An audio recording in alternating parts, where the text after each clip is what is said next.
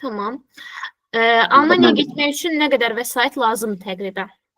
o əla sualdır, doktor. Bu Almaniyaya nə tər gələcəyinizdən, harda qalacağınızdan asılıdır.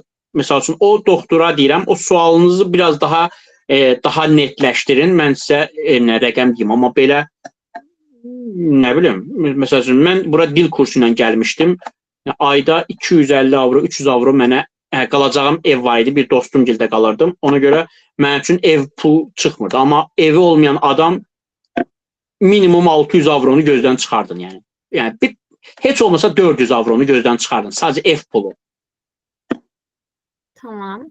İctimai səhiyyəni bitirdikdən sonra bu imtahanları verərək Almanyaya gedə bilərikmi? Bu da bir faktor bizim üniversitədə. Ay doktor, mən onu da bilmirəm axı. Mən bunu bilirəm. Tibbi profilaktika Bayernin tibbi profilaktikanı qəbul etmir. Tibbi profilaktika fakültəsini qəbul etmir. Onu net bilirəm. Amma bu məntiqlə yola çıxsaq, məncə ictimai səhiyyəni də qəbul etməyiblər. Amma yəni dəqiq bilmirəm. Bu məntiqi çıxarışla deyirəm. Amma Almaniyada elə şeylər var ki, o məntiqlə eləmirlər. Bir də görürsən ki, birinə belədir, birinə belə. Amma tibbi profilaktika bilirəm. Çünki mənim çox yaxın dostumun yoldaşı tibbi profilaktika məzunudur. O 6 dənə land onun sənədini geri göndərib ki, biz sizi həkim kimi tanımırıq. Hətta bu ictimai səhiyyə ilə tibbi profilaktika arasında fərq var. Artıq bunlar 5 illikdir və bildiyim qədərilə ictimai səhiyyə orada rezidentura deyil, magistr oxuya bilir. Yəni, mənim də bir tanışım orada ictimai səhiyyə, o dedi ki, bizim imtahanlar sizin kimi olmayacaq.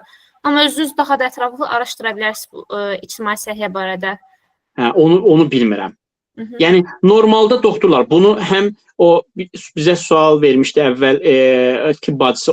Bunun necə sual? Bu çox basitdir. Girirsiniz həmin landın region var. Yəni, region nədir? İcra hakimiyyəti bizdə şəhərin icra hakimiyyəti orada. Burada hər landın bir dənə region var. Yəni, idarə edicisi. Almaniya bizdə nədir? Bu federativ respublikadır. Hər land özünə belə kiçik respublikadır. Hər landın regionu var. Girirsiniz, məsələn, Bayernin yazısınız, Bayern regionu, məsələn, Bayernin 2 dənə regionu var. Biri Oberbayern'dir, bir də Unterfranken'dir. Misal üçün, və yaxud Türinge'də bir dənədir. Girirsiniz regionu, yazısınız ki, mən bu diplomu, bu fakültəni bitirmişəm, tərcümə elətdirirsiniz, göndərirsiniz ora. O da sizə deyir ki, hə, mən sizi qəbul edirəm, biz sizi qəbul edirik, eləmərik. Ən rahatı budur. Çünki sizə sonuçda bizə B verən o qurumdur. Yəni, bizə ən qəşəng odur. Bir nəfər soruşub ki, Belxi Eğlovnis ilə işləyəndə maaş ala bilirik. Əlbəttə alırıq, əlbəttə. Təxminən, yəni, misal üçün, əgər sıfır təcrübədirsə, yəni öncədə həkim işləmişsə, ortalama nettodan söhbət gedir. 3300 avro qazanırsınız. Misal üçün, mən Almaniyaya gələndə harasa 7-8 illik mənim, hətta rezidenturan sayıla 10 illik həkim təcrübəsi var. Bu 5100-5200-ə qədər belə qalxır. Assistent olaraqdan söhbət gedir. Yəni Berufserlaubnislə. Hələ ailəli olanda, əgər yoldaşın işləmirsə, əlavə 500 avro var. Uşağın varsa 260 avro ona var. Ona görə, yəni, heç ailəsi, yəni, evli deyilsənsə belə, sıfır təcrübə ilə minimum 3300 avro maaşın olur. Ən ölü yeri 3100 avro. Amma 3000-dən aşağı alan yoxdur, yəni. Başqa bir doktor soruşur ki, Almaniyaya hazırlaşdığımız müddətdə Azərbaycanda rezidentura oxuyuruqsa, mütəzə bildirir ki, məsələn, bu müddətdə sertifikat FSB hazırlıqlarını tamamlayana qədər 1-2 illik rezidentura təhsili alırıq. Qanunda soruşur ki, Almaniyada FSB-ni keçdikdən sonra iş tapmaq üstünlüyü varmı? Vardır. Çox önəmlidir. Misal üçün, mən öz sahəmdə iş tapdım və 2 həftə iş tapdım. Amma indi bu dəqiqə öz sahəmdən qıraqda 4 ay ki, iş tapa bilmirəm. Yəni, siz cərrahiyyədən, deyərim ki, və yaxud da kardiologiya rezidentura qutarmısınız, Almaniyada kardiologiyaya səni göydə götürəcəklər. Çünki sizin, əgər Alman dili təbii ki, o qanunlara riayət edərək də, işte o FSB-ni keçirsiniz, diliniz yaxşıdır. Yəni, siz kardiologiyada, hələ kardiocərrahiyyədə də bəlkəm, hətta kardiologiyada İNNER'in digər sahələrində də çox rahat iş tapa bilirsiniz. Misal üçün, mən məhkəmə tibbi ekspertizasını qutarmışam deyə, misal üçün, mənə çox yerdən mənə bunu deyirlər. Sənin bu sahədə nədir, şeyin yoxdur, nədir, təcrübən yoxdur deyə heç məni nədir, Forşteyn Geçbexi belə çağırmırlar.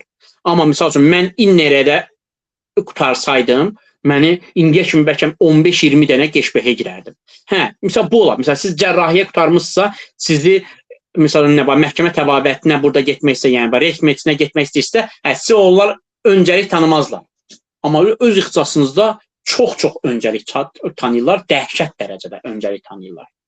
Bəs doktor, rezidentura oxumayıb, məsələn, X bir şəxs rezidentura oxumayıb, bizim müalicə imtahanı terapevt olursan da, birbaşa terapevt kimi hansısa bir klinikada işləyib. Onda da getdiyi zaman yenə iş tapmağa çətinlik çəkəcək. Yox, onda normal adam necə əziyyət çəkir, o əziyyəti çəkəcəksiniz. Yoxsa o adamın təcrübəsi yoxdur deyə əziyyət yoxdur. Yəni, digər adamlar nə əziyyət çəkirsə, o əziyyəti çəkəcək sadəcə. Amma, məsəl üçün, bu dəqiqə iş tapmayan adam, yəni, düzdür, 5 ay, 6 ay, 7 ay əziyyət çəkir, sonra tapır da, yəni, başqa landa çəkəcəksiniz sənədizi, orada tapacaqsınız. Ona görə, misal üçün, mənim sənədlərim ancaq bu FAMED-in keçərli olduğu yerlərdə tanınır deyə, mən sadəcə o landlara çəkmək istəyirəm, o landlara da özüm çəkmək istəmirəm ki, çünki bayağı zaman gedəcək çəkməyə, ən az 4-5 ay çəkəcək, mən istəmirəm onu itirim. Belə ümid edirəm ki, bu ayın axırına kimi bəlkə iş tapdım. Ona görə indiyə kimi çəkməmişəm. Tamam, doktor. Bəs maaşlar ginekologiya, kardiologiya üzrə fərqlənirmi? Fərqlənir də yəqin ki, belə soruşur. Sual deyirsiniz ki, nə idi? Bir daha deyərsiniz zəhmət sualı. Bəs maaşlar ginekologiya, kardiologiyaya görə fərqlənir də yəqin ki. Yəni cərrahiyyə demək istəyirsiniz, cərrahiyyə terapiya. Doktor, burada növbələrdən asılıdır.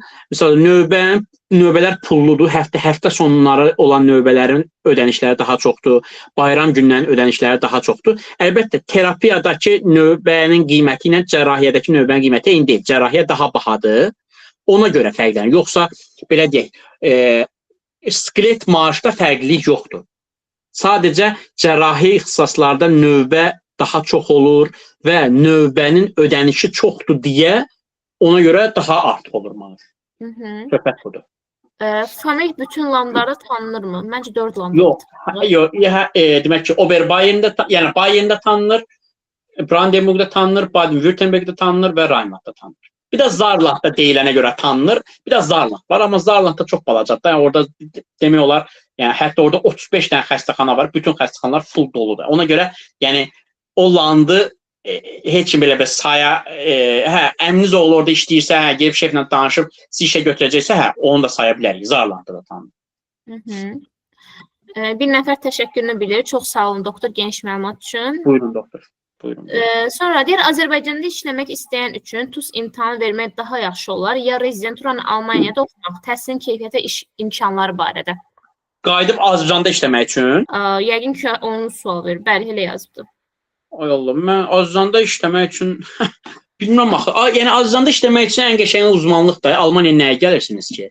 Yəni əgər sonuçda siz Azərbaycanda işləyəcəksinizsə, nə lazımdır? Sizin üçün ən önəmli lazımdır ki, ixtisasınızı qəşəng biləsiniz. Onun üçün uzmanlıq ən önəmlidir.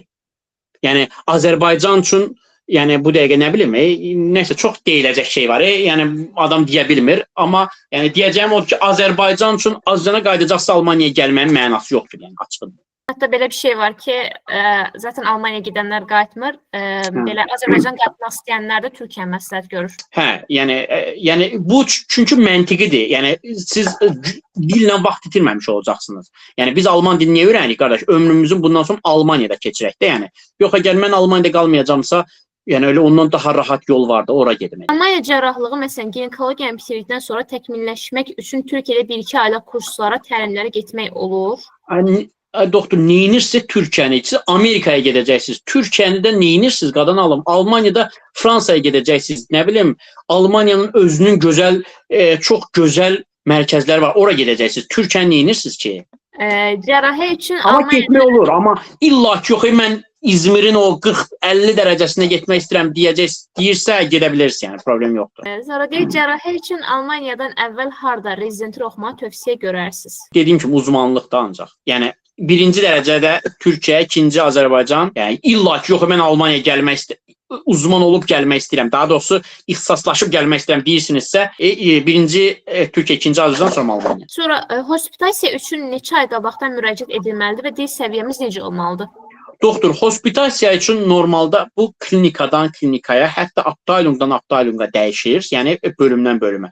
Misal üçün, bu da tamamilə ixtisasdan asılıdır. Yəni, məsələn, elə hospitasiyalar var ki, sizi keşbehli çağırır, elə götürür sizi. Elələri var ki, deyir ki, hə, misal üçün mənim Azərbaycanda, hətta o doktor buradaydı, nə deyək, Nəsibə doktor buradaydı. Məncə çıxıb mı, yoxsa buradadır, bilmirəm. Misal üçün, o bir kursu ilə alıb hospitasiyanı maşallah, özü çox qəşəng bir dənə ixtisas alıb, ixtisasdan hospitasiya alıb. Misal üçün, o nə qədər axtarıb o 12, 4-5 ay. Yəni, özün axtarırsa, misal üçün, 4-5 aya tapmaq olar deyə düşünürəm. Məsələn, gündə 15 saat xərcləyəcəksinizsə mail atmağa, məncə bir 10-15 günə də tapmaq olar. Bunun üçün dil bilici, yəni düzdür, sizdən heç kimsə oradan, bəzi yerlər sertifikat istəyirlər, amma zaten siz hospitasiyada hər kəs bilir ki, mən ora dilimi gelişdirməyə gedirəm də, onlar sizdən cebir istəməzlər. Yəni, heç olmasa öz dərdimi anlatacaq qədər Almancam oldu, bəsdir deyə düşünürəm. Mən hətta tanıdıqlarım buna bir əlavə eləmək istəyirəm. Məsələn, yanvarda atana cavab gəldi. Yanvardan yaya qədər mütəmadi olaraq atıb da, amma yazda atana cavab gəlmədi. Yəni tez atmaq əhəmiyyəti var imiş. Sonra hospitasiya neçənci kursdan getməyə məsləhət görürsünüz? Hospitasiya müddətində nələr görür və hansı səviyyədə tibb biliklərinə malik olmalıyıq? Doktor, hospitasiya gedəcəyiniz aptaylungdan asılı olaraq çox bu dəyişikliyi eləyir. Cərrahi yerə, məsələn, cərrahi ixtisaslara hospitasiya getməyə önərmirəm. Çünki cərrahiyyədə siz Alman dilini gelişdirə bilirsiniz. Çünki Alman dilini hospitasiya o vaxt gelişdirmək olur ki, xəstə ilə kontakt qurmağımız lazımdır. Cərrahiyyədə siz hansı xəstə? Siz ancaq əməliyyatxanada olacaqsınız. Siz cərrahiyyədə kimə önərilir? Məsəl üçün, Almaniyaya gəzmək istəyən, bu adına hospitasiyaya gedən və yaxud da ki, mən cərrah olmaq istəyirəm, qardaş, 4-cü kursdayam, öldürürəm özümü cərrahiyyə üçün, maraqlıdır mənə, hə, o adam getsin. Yox, əgər mən Alman dilimi gelişdirmək üçün Almaniya hospitasiyaya gedirəmsə, cərrahi profillər, yəni ən az ən az önerilənlərdir. Orada gedib nə öyrənəcəksiniz? Dediyim kimi, misal üçün, mən təcili yardımdaydım, gedib orada xəstə, baxmayaraq ki, mən universiteti qutarandan meydlə işləmişəm, gedib orada xəstə ilə kontakt qurmağı, ömrümdə ilk dəfə, həyatımda ilk dəfə xəstə ilə kontaktı orada qurmuşdum, misal üçün. Yəni, mənimki ancaq ya döyüləndir, ağzı burnu partlayan adam idi canlı, ya da ki, meyd. Yəni, mən elə adamlar, universiteti bitirənlər, mənim, belə deyək də, kontaktda olduğum kontingent budur. Məsələn, mən orada hər şey eləyirdim. Yəni, müalicədən başqa hər şey eləyirdim. Müayinəyə də göndərirdim. O, sizi özünüzü orada tanıtmağınızdan, özünüzü göstərməyinizdən və tibbi, əlbəttə, birinci kursda adam orada gedib, məncə, sıxılar. Hə, amma məncə, birinci kursdan sizi heç götürməzlər də. Birinci kursa adam niyə səni götürsünlər? Amma 4-cü kursdan, bəlkə ikinci kursdan sonra, məsəl üçün, ora əlavə sənədləri falan filan göndərib almaq olar. Amma ən idealı 4-dən sonra getməkdir, mənə qalsa. Bu mənim fikrimdir. Amma Almaniyaya gəzmək üçün məncə elə birinci kursdan gəlin də, nə olacaq? Əgər pulunuz varsa gəlin, nə olacaq ki burada? Gəlin Almaniyaya görüb daha da həvəslənərsiniz ki, ayda bura mən 6 ildə sonra inşallah gələcəm deyə. İnşallah. Deməli, bayaq vəsaitlə bağlı bir nəfər sual vermişdi. O təkrar cavab bildirib ki, məsələn, deyirlər ki, balansınızda 10.000 evro olmalıdır Almaniyaya gedə bilmək üçün. Doktor, o Almaniyaya gedə bilmək üçün deyil, milli vizanın şərti budur. Milli vizada sizdən Almaniyada keçirə biləcəyiniz müddətdə nə ilə dolanacaqsınız, onun isbatını istəyirlər. Ya Almaniyada olan sizə bir şey göndərir, sənin qalmağı və yeməyi, pulu mən qarşılayacağım deyə belə bir sənəd var, onu göndərir. Ya da ki, ay hesabına 1028 avrodur. Misal üçün, siz FAMED ilə və yaxud da FSB ilə milli viza alanda 3 aylıq viza verirlər sizə avtomatik qapalı hesabınızda 3 vurulsun 1028 avro hesab göstərməlisiniz.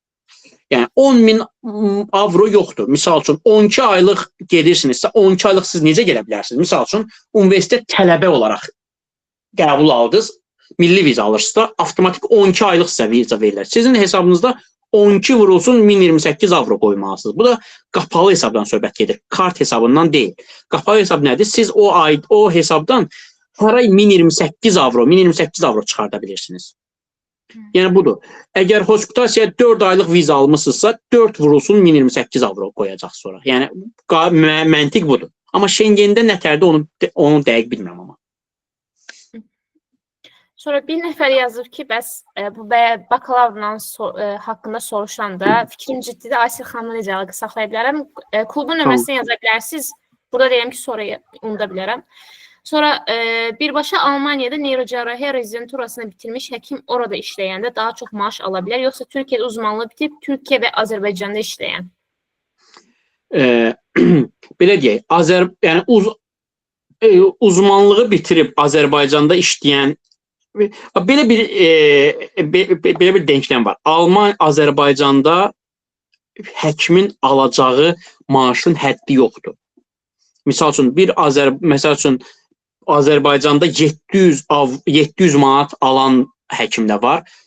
Ayına 30.000 manat alan həkim də var. Almaniyada belə şey yoxdur. Almaniyada ya 3.000 alırsan, 3.500 alırsan, ya təcrübəyə görə, yəni maksimum operasiya olacaqsan 12.000 avro alacaqsan. Ya da ki, şef olacaqsan 35.000 avro alacaqsan. Yəni sən faxarc olub 6.000, 7.000, 8.000-dən artıq maaş ala bilməyəcəksən Almaniyada.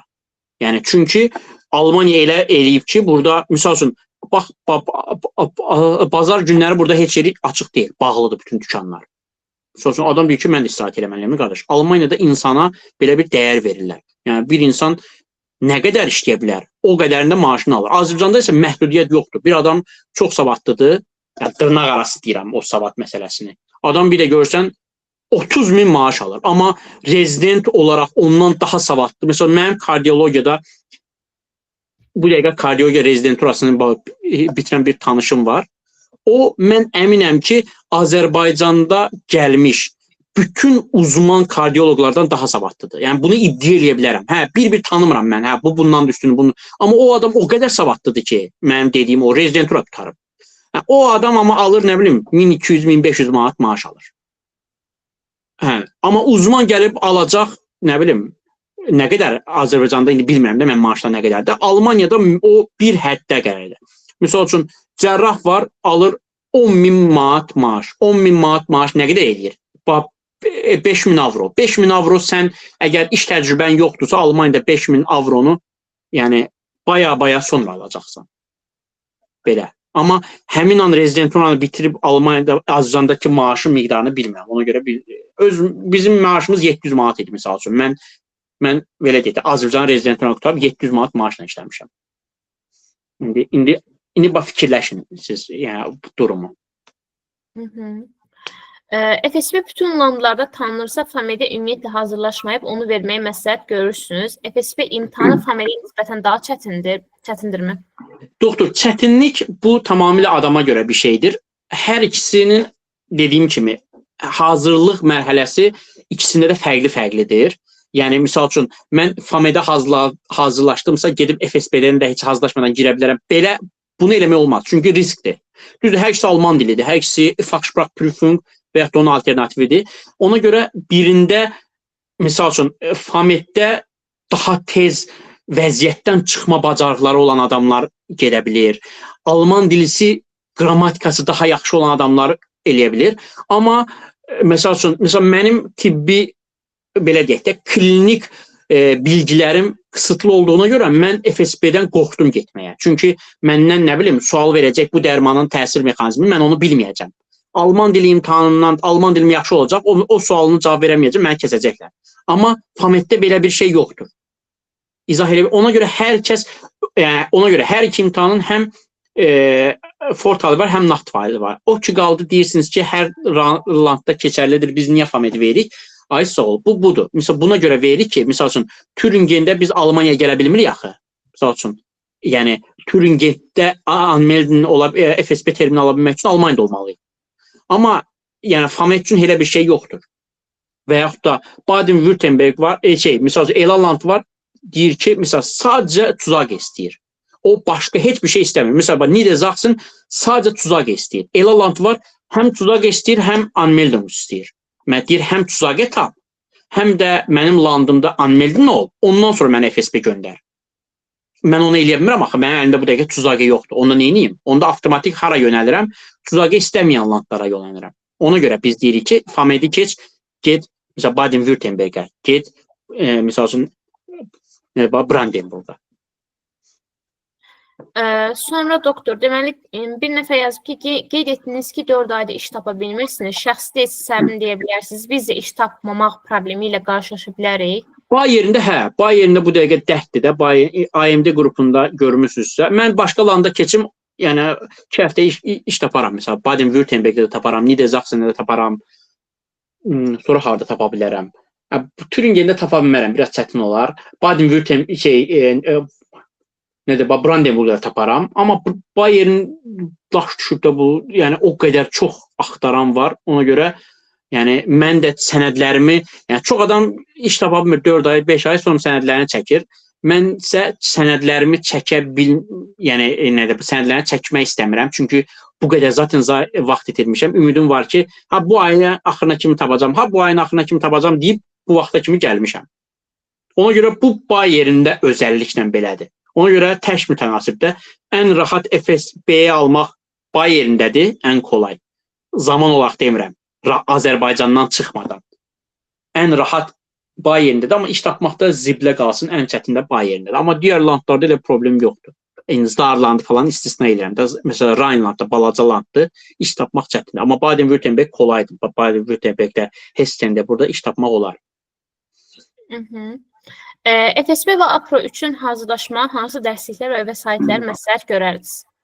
Ay doktor, bu əlavə bir şey, yəni bu üçün mən geniş şey danışarım, amma ki o sualı verən adam hansı kursda oxuyur, onu desin, mən ondan mənim əlaqə nömrəmi verin, mən onu əgər 6-cı kursu tutarıb və ya da FSB-yə hazırlaşan adamdırsa, mən hər şeyi ona göndərim, amma bu dəqiqə burada deyiləsi şey deyil də, çünki çoxdur, bunu buradan oxu deyərəm, bilərəm ona görə. Aha, tamam, o zaman klubun nömrəsinə yazarsınız, əlaqə saxlayarıq inşallah. Sonra bir nəfər də klubun nömrəsini soruşub, cavab verərik ona. Yazıb ki, bir nəfər, bəs maaşdan vergi nə qədər çıxılır, yoxsa 3000-3500 evro dediğiniz vergi çıxılır, sonra maaş kimi verilir? Doktor, ona görə mən dedim, nettodur. Bizim brutto maaşımız hardasa 5100-5200 avrodur. Bizim əlimizə gələn pul vergilər, o mənim dediyim 3000-3500 vergilər çıxdıldığı haldakı miqdardır, narahat olmayın. Bir nəfər yazıb ki, bu cür iş axtaran vəziyyətdə olanda gəliriniz hardan təmin olunur? Yəqin ki, Almaniyada bir yer soruşun. Bu mənim şəxsi sualdır. Yox, mən yəni bu şəxsi olaraq qazancımdır. Yoxsa Almaniya iş axtaranda mənə pul verir deyə bir söhbət yoxdur. Almaniyada bir il işləyirsənsə, bir ildən sonra işsiz qalırsansa, onu maaşının 70%-ni ödəyirlər sənə. Amma mən bir il işləməmişəm deyə mənim ödənişim öz şəxsi qaynaqlarımdandır. Yəni Almaniyaya xas bir şey deyil. Tamam. Bir nəfər də dəqiqə. Həm iş icazəsi işləyəndə, həm də rezidentura oxuya-oxuya eyni maaşı alırıq. Yenə deyirəm, maaş artımı burada fach arts olanda belə, assistent arts olanda belə maaş fərqi 300-500 avrodur. Burada əsas fərq oberars olur. Oberars nədir? Şöbə müdürünün, belə deyək də, yəni direkt qarşılığı deyil, amma yəni şöbə müdürünün yardımcısı, belə deyək. Yəni belə çox, məsələn 10-15 illik, 10 illik mi, ya 5 illik mi uzmanlıq təcrübəsi olan adam bir operasyon olur. Orada maaş bir 4-5 min manat qalxır. Amma Beruf Erlablis'dən işləyənlə fach artsın arasındakı maaş fərqi yəni 1000-2000 olar ya olmaz. Hələ Beruf Erlablis'dən APRO arasında demək olar maaş fərqi yoxdur. Yəni fach arts olanda biraz artır, 600-700 avro. Bir də APRO bir də ki Ober Ars olanda əmələ başda bir 6-7 min avro artır. Təşəkkürlərini bildirən var doktor. Bayaq dərs vəsaitlərindən soruşan xanım yazıb ki, vəsaitləri soruşmuşdum, 5-ci kursdan əlaqə saxlayacağım. özü əlaqə Tamam. saxlayacağım. Tamam. Siz əlaqə saxlayın, mənimlə kontakt istəsəniz mənimlə kontakt qurarsınız. Birlikdə o sizə qalmış bir şey də, onu siz artıq özünüz baxın. Yəni mənə ulaşandan sonra mən istənilən hər şeyi göndərə bilərəm, deyə bilərəm. Tamam. Yeni bir nəfər də dərs vəsaitlərini necə əldə edəcəyimiz barədə yazıb, yəqin yeni sizlə əlaqə saxlayarıq o Tamam. konuda. Amma sizin vasitəsindən əlaqə saxlasın. Yəni çünki mənim burada öz nömrəmi falan mən istəmirəm verim. Aha, tamam, problem deyil. Belə, yəni başqa sual yoxdur artıq. Yəni mən bütün sualları oxudum, heç kimin sualı qalmadı. Tam zaten suallar da qurtarmadan ayrılaq ki, bəlkə yenə də görüşə bilək. Ona görə Tamam. Yenə təşəkkür edən var. Klub nömrəsini harda əldə edib? Klub nömrəsini mən yazacağım qrupa. Oradan əldə edərsiniz. Qrupda varsınız. Belə doktor, biz tibb tələbələri olaraq sizə təşəkkürlərimizi bildiririk. Həqiqətən, yəni məncə verimli bir webinar oldu. Artıq 2 saat 30 dəqiqədir biz bir yerdəyik. Yəni həm FSB olsun, həm APRO olsun, həm Hospice olsun. İşte insanlar hər haqda suallarını soruşdular. Təşəkkür edirik sizə. İnşallah daha gözəl webinarlara İnşallah. Mən də öz adımdan mən də sizə təşəkkür edirəm, uğurlar arzulayıram. İnşallah təhsil həyatınızda, həkimlik həyatınızda hər zaman uğurlu çizgidə olasınız. Bir dənə deyəcəyim budur ki, risk etməkdən qorxmayın. İnşallah qaydalara riayət etdikdən sonra, diliniz gelişdikdən sonra hər şey çox gözəl olacaq. İşlərinizdə uğurlar. Yenə də siz, Aysel doktor, sizinlə zaten kontaktdayıq biz. İstədiyiniz zaman doktorlarla məsləhətləşin. Mənə ehtiyac olduğunuz anda 24 saat. 24 saat yox, amma yəni sizin qulluğunuzdayıq, belə deyək. Doktor, bir nəfər də son sualını soruşur. Tamam, buyurun. Verin, doktor, buyurun. Yazıb, salam doktor, son bir şey soruşum. Ev ilə bağlı belə bir fikir eşitmişdim ki, 5+ il müddətində orada qalacaqsa, o ev artıq bizim olur falan. Bu nə qədər doğrudur? İstər imtahanlar, istər artıq həkim kimi işə başladığımız müddətdə. Yoxdur, bu ev mən indi hal-hazırda Freiburg şəhərindəyəm. Freiburgda hal-hazırda qaldığım ev 17 ildir kirayədədir. Hələ də bizim deyil. Yəni ona görə o söhbət yoxdur. O ki qaldı, o həkim kimi işləyəndə nə dediniz? Onu anlama. O sualın o hissəsi nə idi?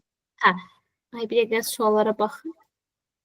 5 il müddətində o ev artıq bizim olur falan. Bu nə qədər doğrudur? İstər imtahanlar, istər artıq həkim kimi işə başladığımız müddətdə. Yəni yox, elə bir şey yoxdur. Yox, elə bir şey yoxdur. Yəni burada evlər çox bahadır. Bunu sizə kim verər, doktor? Elə bir şey yoxdur. Yəni sadəcə ev tutanda ev yiyəsi sizi müqavilədən əvvəl çıxarda bilməz. Belə bir şey var. Yəni siz terroristlik etmədiyiniz müddətcə sizi buradan heç kimsə çıxarda bilməz. Azərbaycan kimi beyninə əslər, gel çıx get buradan evdən deyə söhbət yoxdur. Burada mənə heç kimsə çıxarda bilməz o müqavilə. Yəni rahatçılıq bilən budur. Amma heç kimsə öz evini verməz 6 ilə görə. Bəli, doktor. Belə təşəkkür edirik, doktor. Uğurlar, gecəniz xeyrə qalsın. Növbəti webinarlarda görüşmək üzrə o zaman. Oldu. Xeyrə qalsın. Hadi Allah'a əmanət hər kəsə. Sağ olun.